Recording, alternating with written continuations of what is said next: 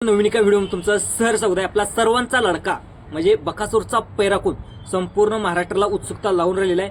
जो सगळ्यात महत्त्वाचं म्हणजे उद्या भव्य दिव्य असं कोरेगावकरांचं 82 वर्षाची परंपरा असलेलं हे मैदान उद्या संपन्न आहे. तुम्हाला देखील माहित आहे, तुम्हाला अनेक प्रश्नाचे उत्तर पाहिजेत. ते म्हणजे आपले जे काही कोरेगाव मैदान, त्या कोरेगाव मैदानाचं लॉट्स कधी पडणार आहेत, त्याच्यानंतर कोणकोणते नंदी येणार आहेत, कोणकोणते नंदी येणार नाहीत, याची सविस्तर माहिती आज व्हिडिओच्या माध्यमातून आज आपण जाणून घेण्याचा प्रयत्न करत आहोत. चॅनलला जर तुम्ही प्रथमच आला असाल, जे काही आपलं भरारी प्राईम यूट्यूब चॅनल आहे, ते यूट्यूब चॅनलला सबस्क्राईब देखील करायला तुम्ही विसरू नका. सर्वात पहिल्यांदा मैदानाविषयी अपडेट पाहूया. हे मैदान देखील उद्या होणारच आहे. अनेक लोकांना वाटत होती की गाडी कमी नोंद झाली आहेत आणि आयोजकांनी देखील सांगितलं होतं की आज आम्ही मैदानाच्या आदल्या दिवशी आम्ही सकाळी लॉट काढू, पण गाडीची शक्यतो नोंद कमी झाली असल्यामुळे आलेल्या माहितीनुसार आपले जे काही लॉट्स आहेत ते लॉट्स आपल्याला संध्याकाळी 8 वाजता आपल्याला निघताना मिळणार आहेत. आता ह्याचं लॉट्सचं लाईव्ह प्रक्षेपण कोणत्या चॅनलवर तर आपल्याला STC लाईव्ह किंवा P3 लाईव्ह या दोन्ही चॅनलपैकी एका लाईव्हवरती आपल्याला दोन्ही चॅनलवरती आपल्याला लाईव्ह पाहता येणार आहेत.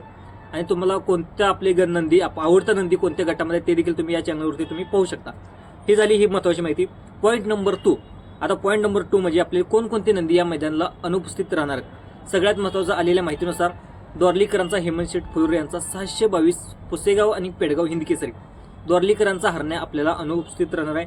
अनेक लोकांना माहीत देखील असेल. दुसरा पाहिजे गेलं तर घोडकरांचा, ज्याला वेगाचं रॉकेट मानलं जातं, मुंबईकरांची आणबान शान आणि महाराष्ट्राचे देखील आणबान शान, तो म्हणजे आपला रॉकेट घोडकरांचा सर्जा देखील आपल्याला या मैदानात अनुपस्थित येणार आहे. त्याचं कारण देखील त्याच्या पायाला थोडीशी दुखापत झाल्यामुळं महिनाभर या ठिकाणी मैदानात दिसणार आहे, अशी माहिती देखील या ठिकाणी मालकांनी दिली आहे.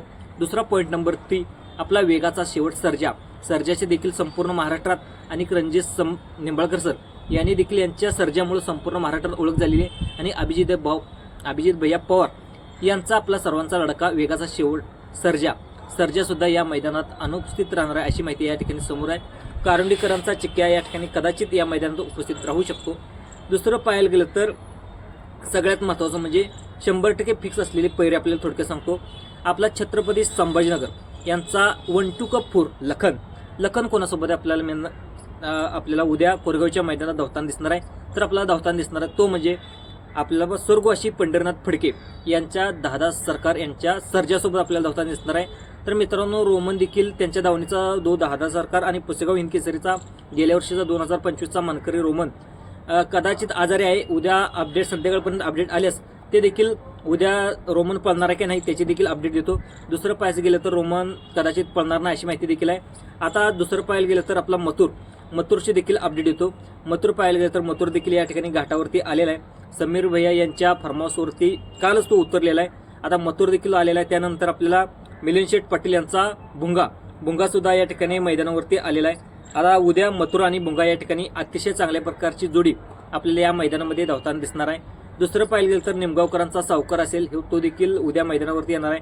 त्याच्यानंतर चटणी भाकरीवरचा पैलवान गर्दीकरांचा राजा सुद्धा या मैदानावरती येणार आहे, अशी अपडेट या ठिकाणी आलेली आहे. राजाने देखील अतिशय चांगल्या प्रकारे परफॉर्मन्स दाखवून कालच प्रथम क्रमांकाचा मानकरी जे चंद्रसेन केसरी मैदान झालं त्या मैदानामध्ये आपल्या राजाने प्रथम क्रमांकाचा मान पटकवलेला आहे. आणि एका दिवसाच्या गॅपवरती उद्या आपल्या घरणीकरांचा राजा सुद्धा कोरेगावच्या हिंदकेसरी मैदानामध्ये येतोय. तर उद्या राजाला देखील गुलाल मिळावा हेच आपण ईश्वर चरणी प्रार्थना करूया. आता दुसरं पाहायला गेलं तर आता मथुरचा पैरा समजला, त्याच्यानंतर दादा सरकार यांचा आपल्याला सर्जाचा पैरा समजला, त्याच्यानंतर दुसरे पैरे समजल्यानंतर लगेच अपडेट येतो. आपल्याला भुंगाचा आणि मथुरचा देखील पैरा समजलेला आहे. त्यानंतर आता सगळ्यात महत्त्वाचं राहिले आता तुम्हाला प्रश्न पडले असेल की टॉपचे नंदी देखील त्यांचे पैरे झालेत. आता मग आपल्या बैलगाडी क्षेत्रातला विक्रमादित्य बकासूरचा पैरा कोणासोबत असतो.